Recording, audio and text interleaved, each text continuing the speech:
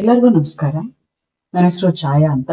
ನಾನು KLE ಕಾಲೇಜಿನ ಬಸವಪ್ರಭು ಕೋರೆ science and commerce college ಅಲ್ಲಿ ಕೆಲಸ ಮಾಡ್ತಾ ಇರೋದು, ಚಿಕ್ಕೋಡಿನಲ್ಲಿದೆ.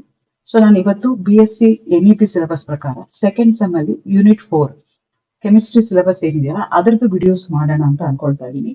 ಸೊ ನೀವು ಆಲ್ರೆಡಿ ಗೊತ್ತಿದೆ, BSc ಕೆಮಿಸ್ಟ್ರಿ ಸೆಕೆಂಡ್ ಸೆಮ್ ಇರೋದಕ್ಕೋಸ್ಕರ ಫಸ್ಟ್ ಸೆಮ್ ಅಲ್ಲಿ ಹೇಗಿತ್ತು ಅದೇ ತರ ಇರುತ್ತೆ. ಒಟ್ಟು 4 ಯೂನಿಟ್ಗಳು ಇರ್ತವೆ ನಿಮಗೆ. ಅದರಲ್ಲಿ 4ನೇ ಯೂನಿಟ್ ಅಲ್ಲಿ ಅದರಲ್ಲಿ ಒಂದು ಸಬ್ ಟಾಪಿಕ್ ಇದೆ, ಆಲ್ಡಿಹೈಡ್ಸ್ ಅಂಡ್ ಕೀಟೋನ್ಸ್ ಅಂತ. ಅದನ್ನ ನಾನು ಇವತ್ತು ಅಪ್ಲೋಡ್ ಮಾಡೋಣ ಅಂತ ಅನ್ಕೊಳ್ತಾ ಇದ್ದೀನಿ.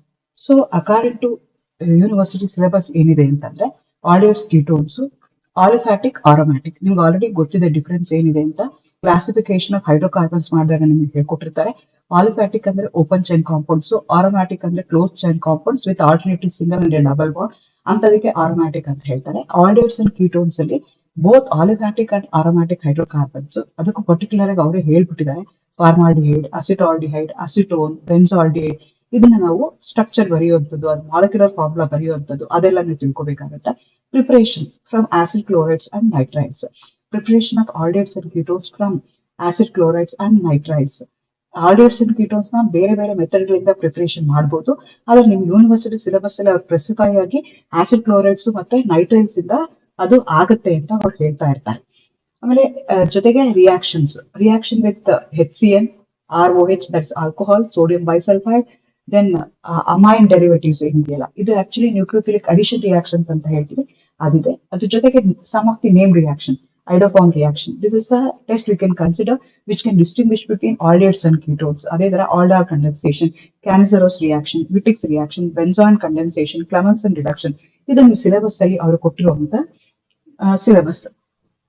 ಸೊ ಈ ಯೂನಿಟ್ ನಾನು ಇಷ್ಟು ಮೋಸ್ಟ್ ಪ್ರಾಬಬಲಿ 4 ವಿಡಿಯೋದಲ್ಲಿ ನಾನು ನಿಮಗೆ ಕವರ್ ಮಾಡ್ತಾ ಇದ್ದೀನಿ. ಇವತ್ತಿನ ವಿಡಿಯೋದಲ್ಲಿ ನಾನು ಏನ್ ಹೇಳ್ತಾ ಇದ್ದೀನಿ ಅಂದ್ರೆ, ಆಲ್ಡಿಹೈಡ್ಸ್ ಅಂಡ್ ಕೀಟೋನ್ಸ್ ಯಾಕೆ ಇಟ್ಟಿದ್ದಾರೆ ಈ ಸಿಲೆಬಸ್ ಅಲ್ಲಿ, ನಮ್ಗೆ ಇದು ಓದೋದ್ರಿಂದ ನಮ್ಗೆ ಏನ್ ಲಾಭ. ಯೂಶಲಿ ಏನ್ ಮಾಡ್ತೀವಿ ಅಂತಂದ್ರೆ, ಟೀಚರ್ಸ್ ಪ್ರಿಪರೇಷನ್ಸ್ ಹೇಳ್ತೀವಿ, ಯೂಸರ್ಸ್ ಹೇಳ್ತೀವಿ, ಇನ್ ಮೆಥಡ್ ಆಫ್ ಅದ್ರಲ್ಲಿ ಎಲ್ಲ ಯಾವ ತರ ರಿಯಾಕ್ಷನ್ ಆಗಿದೆ. ಆಕ್ಚುಲಿ ಏನಾಗುತ್ತೆ ಅಂದ್ರೆ, ಯಾಕೆ ಇದನ್ನ ನಿಮ್ ಸಿಲೆಬಸ್ ಅಲ್ಲಿ ಇಟ್ಟಿದ್ದಾರೆ ಅಂತಂದ್ರೆ, ನಿಮ್ಗೆ ಅದು ತುಂಬಾ ಡೇ ಟು ಡೇ ಲೈಫ್ ಅಲ್ಲಿ ನಿಮ್ಗೆ ಅದು ತುಂಬಾ ಸಲ ಕಾಣಿಸ್ಕೊಳ್ತಾ ಹೋಗುತ್ತೆ, ಲಿವಿಂಗ್ ಸಿಸ್ಟಮ್ ಕಾಣಿಸ್ಕೊಳ್ತಾ ಹೋಗುತ್ತೆ. ನಾವು ತಿನ್ನೋ ಊಟದಲ್ಲಿರುತ್ತೆ, ನಾವು ತಗೊಳ್ಳುವಂತ ಫುಡ್ ಮೆಡಿಸಿನ್ಸ್ ಅಲ್ಲಿ ಇರುತ್ತೆ, ನಮ್ಮ ಬಾಡಿ ಪಾರ್ಟ್ ಅಲ್ಲಿ ಇರುತ್ತೆ. ಈ ರೀತಿಯಾಗಿ they will find in living systems. ಯಾವ್ಯಾವ ತರ ಎಲ್ಲೆಲ್ಲಿ ಕಾಣಿಸ್ಕೊಳ್ಳುತ್ತೆ ಅನ್ನೋದನ್ನ ನಾವು ನೋಡ್ತಾ ಹೋಗೋಣ. Aldehydes found in food. ಈಗ ಆಲ್ಡಿಹೈಡ್ಸ್ ನಾವು ಫುಡ್ ಗಳಲ್ಲಿ ನೋಡ್ಬೋದು. ನಿಮ್ಗೆ ಗೊತ್ತಿದೆ ಸಿನಮಾಲ್ಡಿಹೈಡ್, ಅದನ್ನ ನಿಮ್ಗೆ ಅನ್ಸ್ಯಾಚುರೇಟೆಡ್ ಆಲ್ಡಿಹೈಡ್ ಅಂತ ಹೇಳ್ತೀವಿ.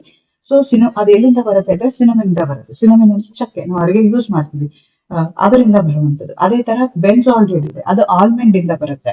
ಅದೇ ತರ ವೆನಿಲಾ ಸ್ಮೆಲ್ ಇದೆ, ವೆನಿಲಿನ್ ಅಂತ ಹೇಳ್ತೀವಿ, ಅದು ವೆನಿಲಾ ಬೀನ್ಸ್ ಅಂತ ಬರುತ್ತೆ. ನೀವು ಐಸ್ ಕ್ರೀಮ್ ಅಲ್ಲೆಲ್ಲ ವೆನಿಲಾ ಐಸ್ ಕ್ರೀಮ್ ತಗೊಳ್ತೀರಾ, ಅದ್ರಲ್ಲಿ ಹೇಗಿರುತ್ತೆ ನೀವು ಅನ್ಕೋಬಹುದು ಆಲ್ಡಿಹೈಡ್ಸ್ ಅಂಡ್ ಕೀಟೋನ್ಸ್ ನ ಯಾಕೆ ಇಟ್ಟಿದ್ದಾರೆ ಅಂತ. ಸೊ ನೀವು ಪ್ರತಿ ಸಲ ವೆನಿಲಾ ಐಸ್ ಕ್ರೀಮ್ ತಿನ್ಬೇಕಾದ್ರೆ ವೆನಿಲಾ ಐಸ್ ಕ್ರೀಮ್ ಅಲ್ಲಿ ಇರುವಂತ ಆಲ್ಡಿಹೈಡ್ ಯಾವುದು ಅಂತ ನಿಮ್ಗೆ ಗೊತ್ತಾಗ್ಬೇಕಾಗತ್ತೆ. ಸೊ ಅದೇ ತರ ಲೆಮನ್ ಗ್ರಾಸ್ ಅಲ್ಲೂ ಜೆಮಿಎಲ್ ಅಂತ ಒಂದು ಕೆಮಿಕಲ್ ಇದೆ. ಹಾಗಾಗಿ ನಿಮ್ಗೆ ಲೆಮನ್ ಗ್ರಾಸ್ ಗೊತ್ತಿರ್ಬೋದು, ಅದನ್ನ ಜ್ಯೂಸ್ ತಗೊಳ್ತಾರೆ, ಅದು ಆಂಟಿ ಆಕ್ಸಿಡೆಂಟ್ ಜಾಸ್ತಿ ಇದೆ ಅಂತ ಹೇಳ್ತಾರೆ. ಶುಗರ್ಗೆ, BP ಗೆ ಅದೆಲ್ಲ ಒಳ್ಳೇದು ಅಂತ ಹೇಳ್ತಾರೆ. ಅದನ್ನೆಲ್ಲಾನು ಅವರು ಯೂಸ್ ಮಾಡ್ತಾ ಹೋಗ್ತಾರೆ. ಅದೇ ತರ ಆಕ್ಟಿನಾಲ್ ಅಂತ ಆರೆಂಜ್ ಆಯಿಲ್ ಇರ್ಬೋದು ಅಥವಾ ಆರೆಂಜ್ ಜ್ಯೂಸ್ ಅಲ್ಲಿ ನಿಮ್ಗೆ ಕಾಣಿಸ್ಕೊಳ್ಳುತ್ತೆ. ಈ ರೀತಿಯಾಗಿ ಆಲ್ಡಿಹೈಡ್ ಅಂದ್ರೆ CHO ಗ್ರೂಪ್ ಇರುತ್ತೆ. ಸೊ ನಾವು ಯಾವುದೇ ಒಂದು ಆರ್ಗ್ಯಾನಿಕ್ ಕಾಂಪೌಂಡ್ ನ ಯಾವ ತರ ಕ್ಲಾಸಿಫೈ ಮಾಡ್ತೀವಿ ಅಂದ್ರೆ, based on its functional group. ನಮ್ಗೆ ಅದ್ರಲ್ಲಿ ಎಷ್ಟು ಕಾರ್ಬನ್ ಆಟಮ್ ಇದೆ, ಎಷ್ಟು ಹೈಡ್ರೋಜನ್ ಆಟಮ್ ಇದೆ, ಅದು ಇಂಪಾರ್ಟೆಂಟ್ ಅಲ್ಲ. ನಮ್ಗೆ ಏನ್ ಇಂಪಾರ್ಟೆಂಟ್ ಅಂದ್ರೆ ಅದ್ರಲ್ಲಿ ಇರುವಂತ ಫಂಕ್ಷನಲ್ ಗ್ರೂಪ್.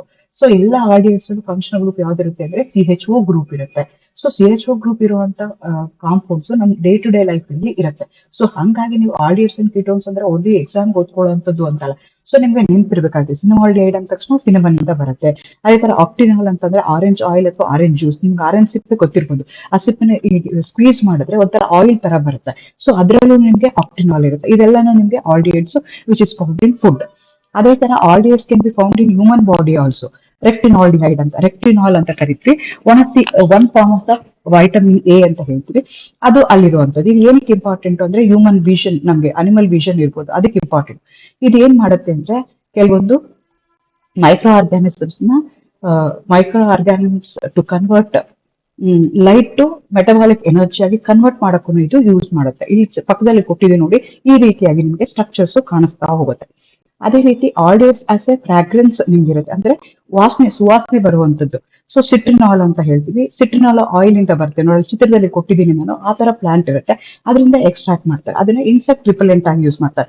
ಈಗ ಸೊಳ್ಳೆ ಎಲ್ಲ ಬಂದ್ರೆ ಏನ್ ಮಾಡ್ತಾರೆ, ಯೂಸ್ ಮಾಡ್ತಾರಲ್ಲ, ಅದಕ್ಕೂ ಅದನ್ನ ಅವರು ಯೂಸ್ ಮಾಡ್ತಾ ಹೋಗ್ತಾರೆ. ಅದೇ ತರ 2-methyl ಅಂಡೆಕನಾಲ್ ಅಂತ ಕರಿತೀವಿ. One of the synthetic perfume 1921 ಅಲ್ಲಿ ಸ್ಟಾರ್ಟ್ ಮಾಡ್ತಾರೆ, which is also aldehyde. So aldehydes ನ ನಾವು ಬರೀ ಎಕ್ಸಾಮ್ ಪಾಯಿಂಟ್ ಆಫ್ ವ್ಯೂ ಇಂದ ಅಲ್ದಲೇನೆ ಡೇ ಟು ಡೇ ಲೈಫ್ ಇಂದ ಹೇಗ್ ಮಾಡೋದು ಅದನ್ನ ಅನ್ನೋದನ್ನ ನಿಮ್ಗೆ ಇಲ್ಲಿ ಅರ್ಥ ಮಾಡ್ಕೊಳ್ತಾ ಹೋಗ್ತಾ ಇದ್ದೀರಾ. ಅದೇ ರೀತಿ aldehydes as A medicine, aldehydes ನ ಮೆಡಿಸಿನ್ ತರನೇ ಯೂಸ್ ಮಾಡ್ಬೋದು.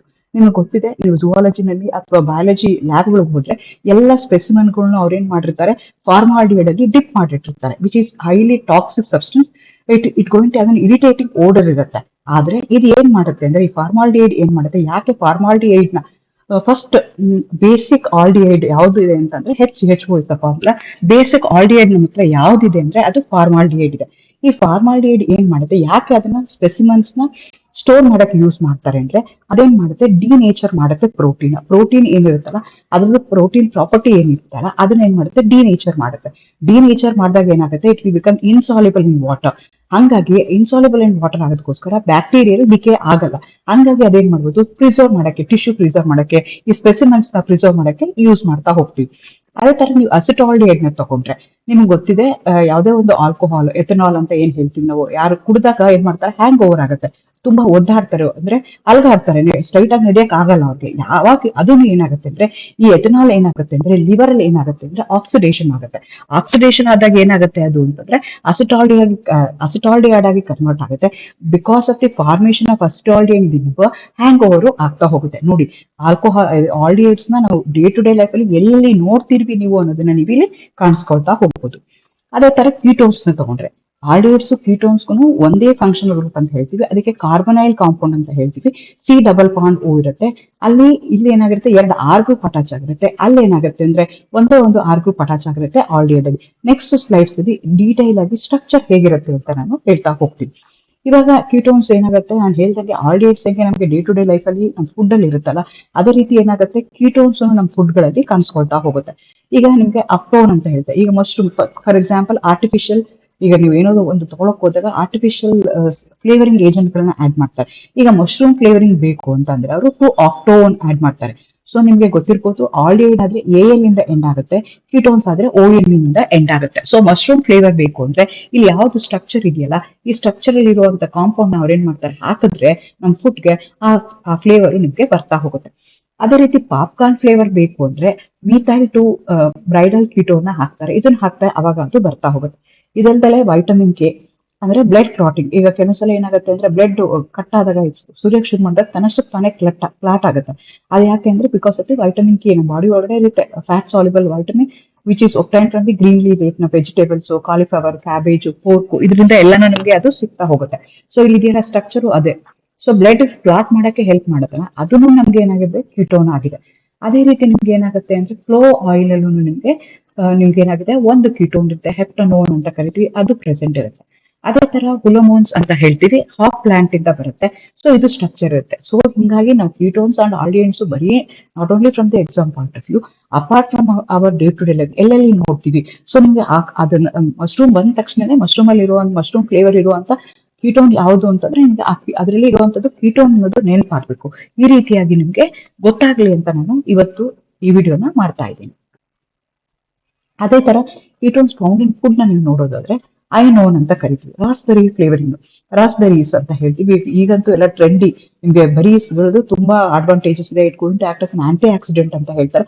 ಹಾಗಾಗಿ ತುಂಬಾ ಜನ ಅದನ್ನ ಯೂಸ್ ಮಾಡ್ತಾರೆ. ರಾಸ್ಬೆರೀಸ್ ಅಲ್ಲೂ ಆ ಫ್ಲೇವರ್ ಬೇಕು ಅಂತಂದ್ರು ಐನೋನ್ ಬರುತ್ತೆ. ಅದೇ ತರ ಜಿಂಜಬೆರಿ, ನಿಮ್ದು ಜಿಂಜರ್, ಶುಂಠಿ ಏನಿರುತ್ತಲ್ಲ, ಶುಂಠಿನಲ್ಲಿ ಇರುವಂತ ಜಿಂಜರೋನ್ ಅಂತ ಏನ್ ಕರಿತೀವಿ, ಅದರದ್ದು ಓಡರ್ ಬಿಕಾಸ್ ಆಫ್ ಜಿಂಜರ್ಗೆ ಯಾಕೆ ಅದಕ್ಕೆ ಆದಂತ ಒಂದು ಸ್ಪೆಸಿಫಿಕ್ ಓಡರ್ ಇದೆ ಅಂದ್ರೆ that is because of the presence of this ಜಿಂಜರೋನ್.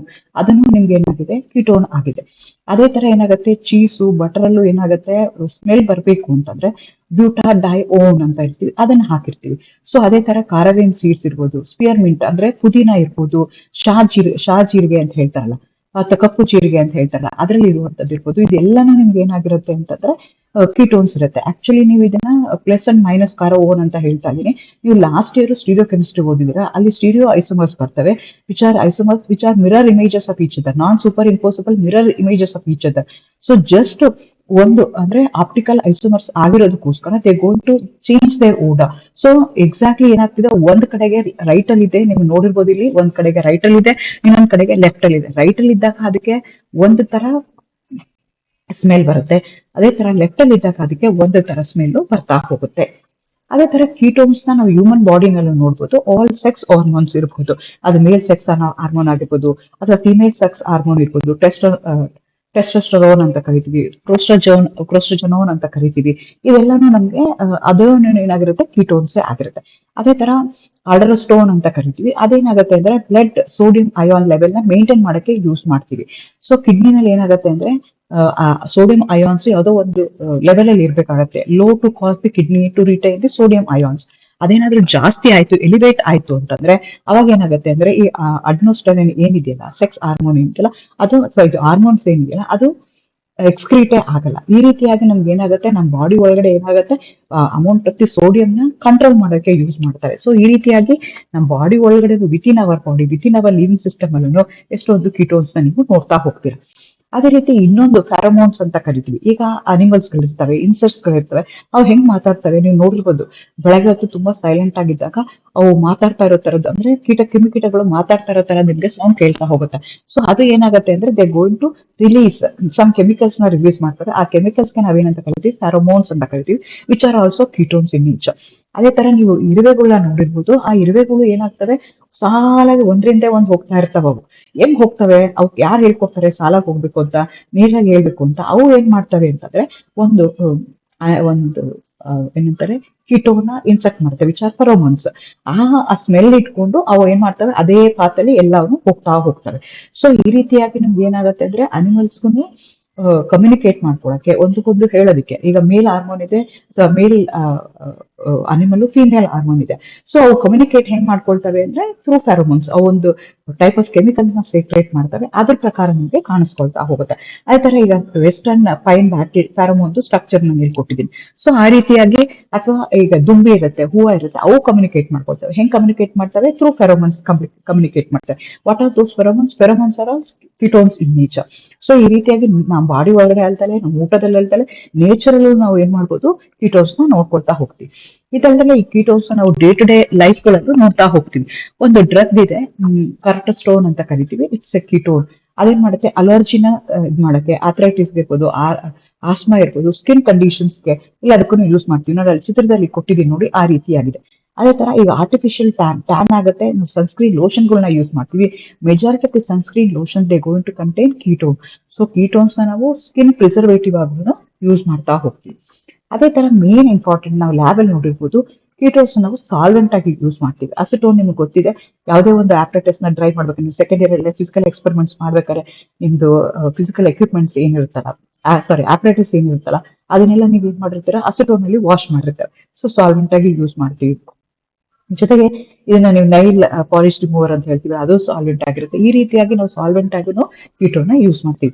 ಈ ರೀತಿಯಾಗಿ ನಾವು ಆಲ್ವೇಸ್ ಕೀಟೋನ್ಸ್ ನ not only from the exam point of view, not only syllabus ಅಲ್ಲಿ ಇದೆ ಅಂತ ಗೊತ್ತದಲ್ಲ, ಅದು ನಮ್ಗೆ ಎಲ್ಲಿ ಡೇ ಟು ಡೇ ಲೈಫ್ಗೆ ಹೆಲ್ಪ್ ಆಗುತ್ತೆ ಅನ್ನೋದು ನಿಮ್ಗೆ ಗೊತ್ತಿರಬೇಕಾಗತ್ತೆ. ಸೊ ಈ ರೀತಿಯಾಗಿ ಕೆಮಿಸ್ಟ್ರಿ ಅಂದ ತಕ್ಷಣ ಎದುರ್ಕೊಳ್ಳೋದು, ಅದು ಯೂಶಲಿ ಆರ್ಗ್ಯಾನಿಕ್ ಕೆಮಿಸ್ಟ್ರಿ ಅಂದ ತಕ್ಷಣ ರಿಯಾಕ್ಷನ್ಸ್ ಇರುತ್ತೆ, ಬರೆಯೋದಿರುತ್ತೆ, ಕಷ್ಟ ಆಗುತ್ತೆ ಅಂತ ಹೇಳ್ತಾರೆ. Nothing to worry, because carbon has only 4 bonds. ನೀವು ಅದನ್ನ ನೆನ್ಪಿಟ್ಕೋಬೇಕಾಗತ್ತೆ. When you start loving organic chemistry, ಅವಾಗಷ್ಟೇ ನೀವು ಆರ್ಗ್ಯಾನಿಕ್ ಕೆಮಿಸ್ಟ್ರಿನ ಮಾಸ್ಟರ್ ಮಾಡ್ಕೊಳಕ್ ಸಾಧ್ಯ ಆಗುತ್ತೆ. ಸೊ ಚಿನ್ಮಯ ದಾಸ್ ಹೇಳ್ತಾರೆ, life is like an organic chemistry, easy and pleasant as long as you pay attention. So organic chemistry ಎಷ್ಟು ಈಸಿ ಅಂದ್ರೆ ನೀವು ಎಷ್ಟು ಅಟೆನ್ಷನ್ ಕೊಟ್ಟು ಓದ್ತಿರಲ್ಲ ಆ ರೀತಿ ಆಗುತ್ತೆ. ಡಿಫಿಕಲ್ಟ್ ಅಂಡ್ ಚಾಲೆಂಜಿಂಗ್ ಯಾವಾಗ ಆಗುತ್ತೆ ಅಂದ್ರೆ unless you we take into plunge. ಅದರಿಂದ ದೂರ ಹೋಗ್ತೀವಿ ಅಂತಂದ್ರೆ ನಮ್ಗೆ ಡಿಫಿಕಲ್ಟ್ ಟು ಚಾಲೆಂಜ್ ಅನ್ಸುತ್ತೆ. ಅದ್ರೊಳಗಡೆನೆ ಮುಳುಗಿ ಇರ್ತಿದ್ರೆ it will become very easy and pleasant ಅಂತ ಹೇಳ್ತಾರೆ. Thank you, all the best.